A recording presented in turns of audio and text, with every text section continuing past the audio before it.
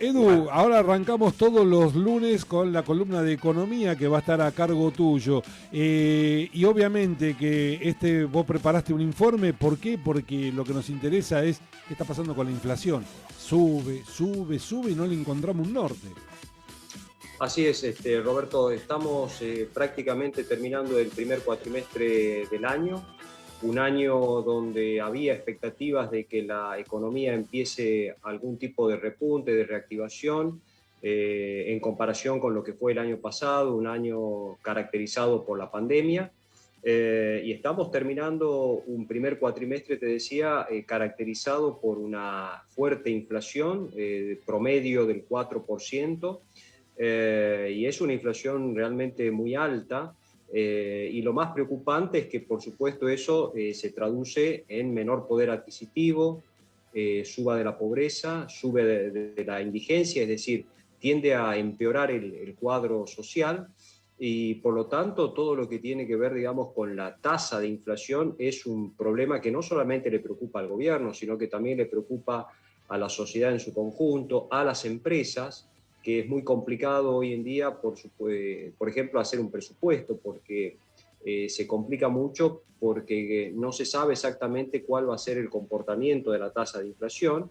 Recordemos, Roberto, que el gobierno preveía una inflación en el presupuesto que se votó hace muy pocos meses, en diciembre del año pasado, del 29%, y está tratando de llevar el dólar oficial a esa meta del 29%. Entonces está tratando de devaluar, pero de manera muy gradual, tratando de anclar las expectativas de devaluación, esto es que haya una fuerte suba del tipo de cambio y que eso, por supuesto, sea combustible para la tasa de inflación. Entonces, por un lado, todo lo que tiene que ver con las medidas que toma el gobierno para tratar de controlar la tasa de inflación, entre ellas el dólar, y acuerdos de precios, acuerdos, lo que tiene que ver con tratar de congelar, te diría, algunos precios, tarifas, por ejemplo, de servicios públicos que están relativamente congeladas, pero en ese contexto hemos tenido realmente una tasa de inflación,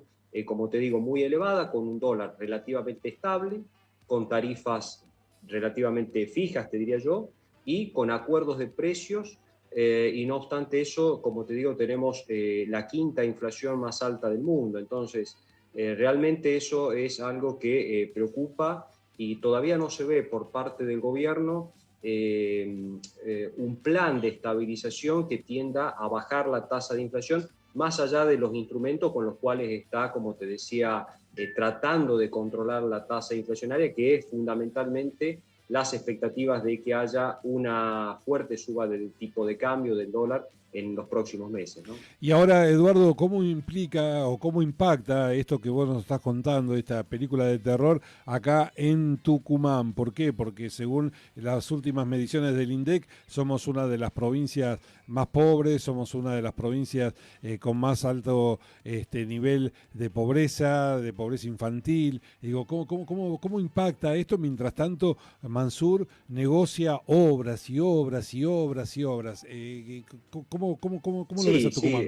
por supuesto, Tucumán es una provincia que tiene desafíos muy importantes porque es una provincia que en relación, por ejemplo, con las provincias del resto del noroeste argentino, prácticamente Tucumán no ha recibido inversiones, te diría yo, en los últimos 20 años, inversiones que tienen que ver con mejoras en la infraestructura, todo lo que tiene que ver con mejorar la tecnología, el acceso a la tecnología y de hecho, digamos, cuando vos ves la participación del Producto Bruto Geográfico de la provincia, es decir, el tamaño que tiene la economía provincial en relación al resto de las economías del norte, ha caído esa participación que era alrededor del entre el 25 y el 27%, hoy está en un 23%, y al no tener un flujo de inversiones, como te digo, importante, eso se ha traducido en más pobreza.